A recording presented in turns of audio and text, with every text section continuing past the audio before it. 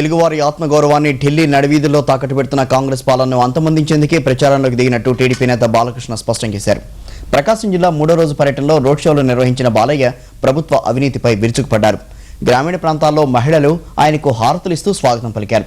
అధికారంలోకి వస్తే రైతులకు పూర్తి స్థాయి రుణమాఫీ, నిరుపేదలకు విజ్ఞానాన్ని పెంచేందుకు కలర్ టీవీలు, డ్వాక్రా సంఘాలకు రుణమాఫీ, పేదలకు పట్టెడన్నం పెట్టే కార్యక్రమం చేపడతామని అన్నారు.